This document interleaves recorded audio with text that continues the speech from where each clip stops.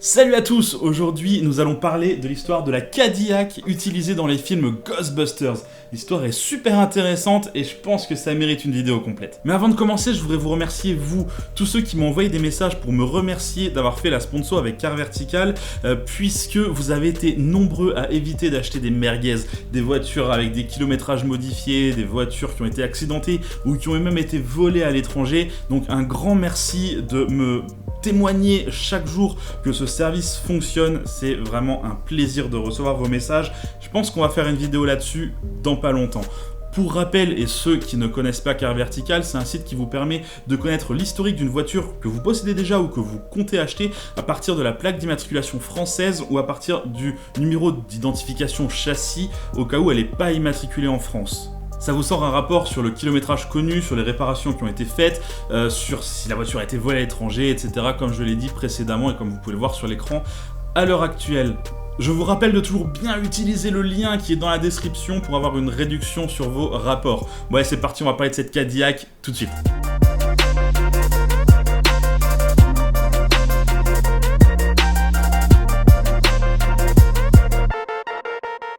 Ecto-One est basé sur une Cadillac Miller Meteor de 1959. C'est un nom un peu long, je vous l'accorde, mais à juste titre, puisque l'histoire même du modèle de base pourrait remplir une vidéo complète. Nous sommes dans les années 50, les voitures sont longues, très longues, avec des arrières en pointe. Pour le design, on s'inspire à l'époque de l'aéronautique. Ce qui fait rêver, ce sont les avions, les fusées, la conquête spatiale. Les limites que l'on pose aux designers, c'est leur imagination. Il n'y a que très peu de normes, les zones de déformation n'arriveront que bien plus tard. Tout ce qui compte pour l'instant, c'est le style. L'Amérique va bien, elle va très bien même, alors il faut le montrer. Et quand on est américain et qu'on veut montrer à tout le monde qu'on possède des thunes, qu'on est à l'aise financièrement, il faut acheter une Cadillac. C'est le summum du statut social. Ce sont les voitures de tourisme les plus grosses, avec le plus de chrome et les ailerons les plus hauts. En parallèle de ça, certaines entreprises se concentrent plus précisément sur des voitures dites des voitures professionnelles, des voitures de service, qui n'ont pas pour vocation de montrer un certain statut social, mais simplement d'être utiles à leurs utilisateurs. C'est le cas par exemple de Wayne Works. C'est une entreprise qui conçoit et produit les fameux bus jaunes destinés aux écoles. Wayne Works, c'est une entreprise qui va bien, et il décide donc de se diversifier en achetant en 1956 deux autres entreprises, elles aussi spécialisées dans la construction de véhicules professionnels. Il s'agit de Meteor Motor Car et de Miller Company of Bellefontaine. Tout ce beau monde est renommé simplement Miller Meteor. Le but de cette nouvelle entreprise est de concevoir des modèles professionnels basés sur des châssis Cadillac Professional. Ouais, à cette époque, Cadillac proposait des bases de châssis pour les professionnels. Un peu comme quand on achète une cabine de Ducato à Fiat pour en faire un camping-car quelque part. Sauf que là, on achète un avant de Cadillac. Miller Meteor vont surtout se concentrer sur le marché des corbillards, mais ils feront également des limousines et bien évidemment des ambulances.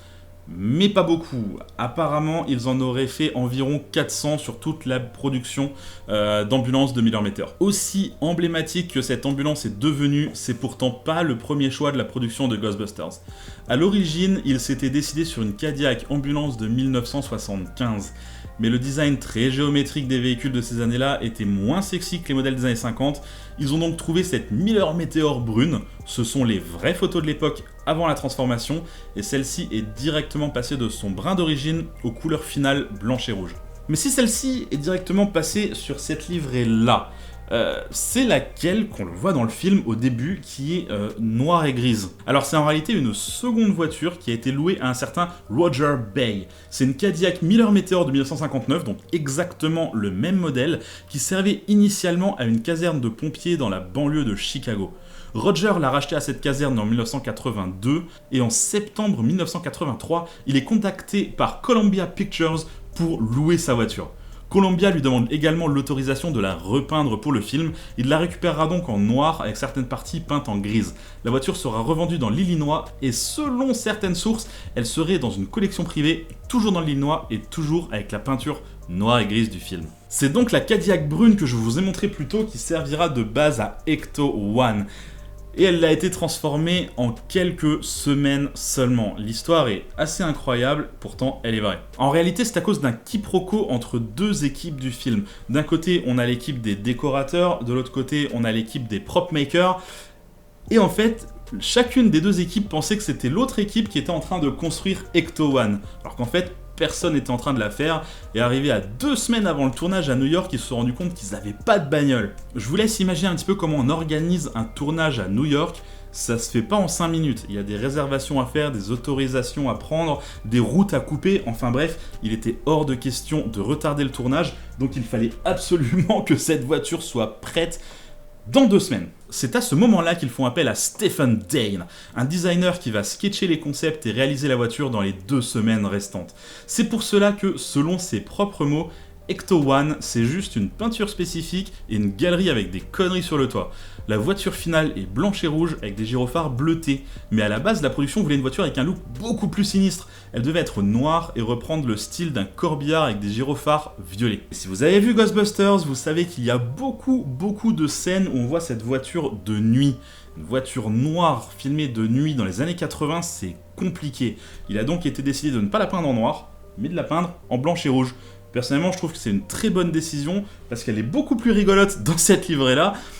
Et le film aurait peut-être été un petit peu moins drôle avec une Ecto One beaucoup plus sinistre. Pendant le tournage, l'équipe en demande beaucoup à Ecto One et la voiture va tomber plusieurs fois en panne pendant le tournage, créant des bouchons énormes dans New York.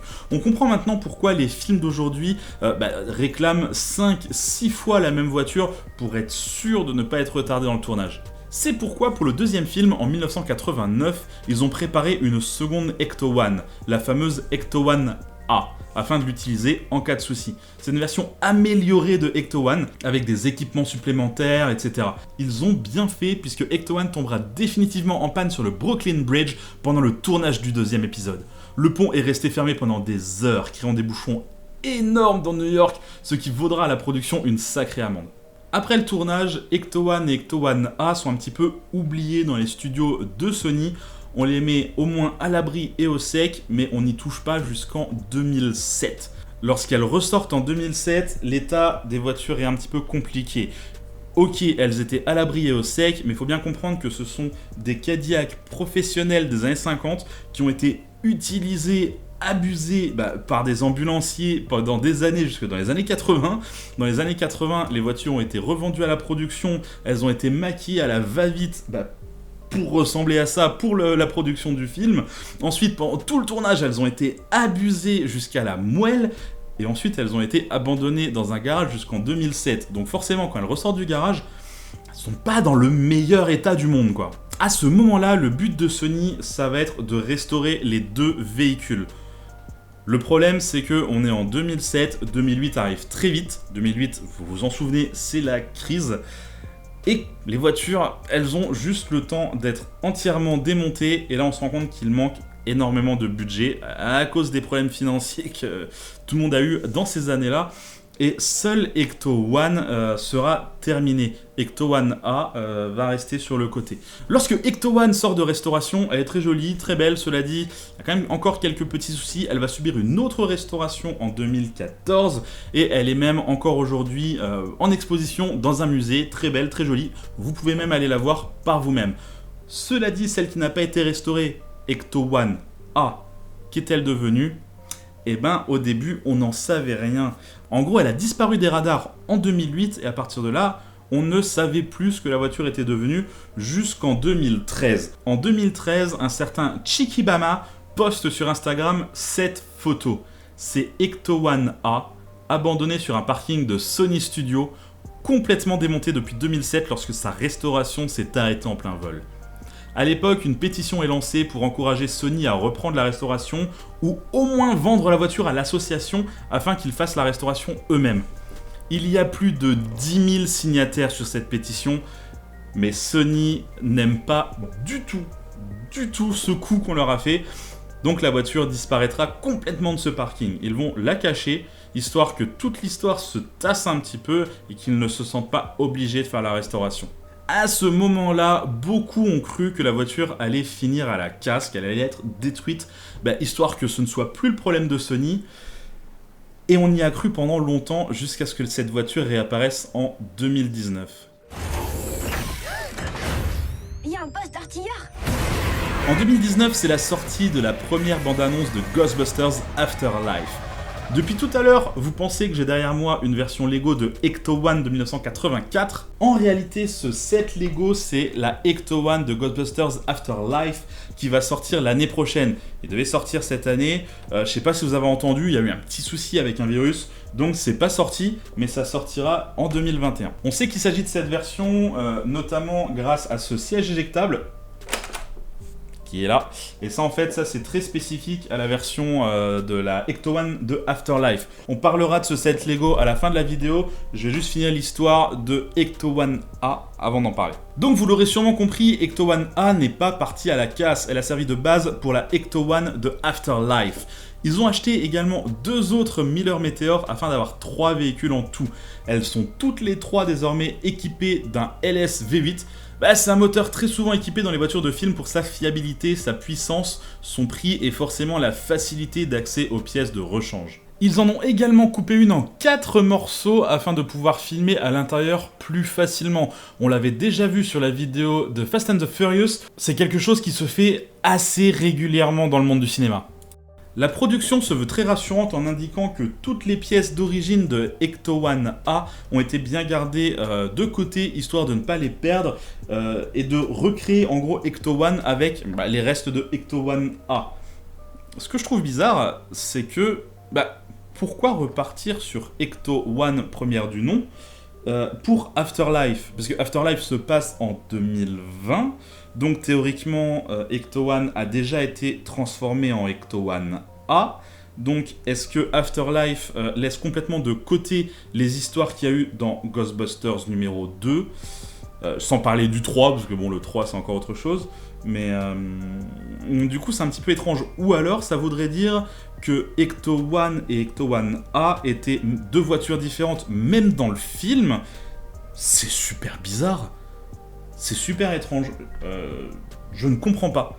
Ce qui est étrange aussi, et du coup ça ne marche pas, c'est que dans Ghostbusters 2, au tout début du film, quand on voit Ecto-1 arriver et qu'elle n'a pas encore subi les modifications de Ecto-1A, elle a des nouvelles plaques de New York, alors que sur ce set Lego, et même sur les images du film, on se rend compte que c'est une ancienne plaque de New York. C'est étrange. Ça voudrait dire que le film skip complètement Ghostbusters 2 et serait une suite directe de Ghostbusters numéro 1. Ou alors, à un moment, les studios ils se sont dit on est là pour faire du fric. Et du coup, pour faire du fric, l'idéal, c'est de reprendre la version dont les gens se souviennent le plus, c'est-à-dire Ecto-1, la première du nom. Donc je pense que c'est exactement ce qui s'est passé. Ils se sont dit que Ghostbusters 2 avait moins bien marché, qu'il est moins resté dans les mémoires. Donc ils allaient reprendre plutôt la version de Ghostbusters numéro 1. Et là voilà. Ça n'enlève en rien à la qualité de ce set Lego, que je trouve super bien fait. Donc déjà, merci à Lego de me l'avoir envoyé. Et merci à tous ceux qui ont suivi le montage sur la chaîne Twitch. Vous pouvez trouver le lien dans la description en dessous pour me rejoindre sur Twitch, pour voir les lives que je fais, et notamment les lives que je fais avec Lego sur ce modèle-là, que l'on va voir tout de suite en détail. Allez, venez. Et voici enfin cette Ecto-1 qui est assez massive, hein. Quand on voit ma main à côté, c'est quand même assez gros. On est sur vraiment quelque chose d'assez massif, avec plein de petits détails et de petits mécanismes assez sympathiques. Par exemple, quand je déplace la voiture, il y a les petits ustensiles, les petits équipements au-dessus qui bougent. On peut tourner les roues avec le gyrophare qui est au-dessus. Comme vous pouvez le voir, ça fait tourner les roues automatiquement avec le volant qui tourne, etc. Donc ok, on est sur du Creator, on n'est pas sur du technique, mais il y a quand même 2-3 trucs assez intéressants. Puis il y a des détails assez sympas. On a le moteur qui est pas mal détaillé avec le petit Cadillac qui est noté. On a le petit siège qui s'éjecte sur le côté, hein, comme dans le film. Donc ça, c'est assez sympathique avec toutes les portes qui s'ouvrent, hein, bien évidemment. Enfin, toutes les portes, sauf celle-ci forcément, parce que comme dans le film, elle est soudée. Et puis on a quelques petits détails à l'arrière également, avec la petite porte arrière qui s'ouvre. On a également cette partie-là qui vient se tirer comme ça afin de pouvoir faire descendre l'espèce de petit attrape fantôme téléguidé. Donc c'est des petits détails qui sont assez sympathiques. Moi j'aime bien ce genre de petits détails. Quand on regarde à l'intérieur, c'est quand même assez détaillé avec bon, en gros tout le matériel des Ghostbusters, etc. Donc C'est pas mal du tout. Moi, j'aime beaucoup ce set Lego. Donc, n'hésitez pas à aller voir sur la chaîne Twitch les rediffusions des lives Lego que j'ai fait avec cette voiture, histoire de voir un petit peu comment s'est passé le montage. Merci beaucoup d'avoir suivi cette vidéo sur les voitures de Ghostbusters jusqu'au bout. J'ai adoré faire cette vidéo. Je sais que vous adorez la série sur les voitures de films, donc il y en aura d'autres dans ce genre. Quoi qu'il en soit, je vous invite à regarder d'autres vidéos et à vous abonner si ce n'est pas déjà fait. Allez, bye bye.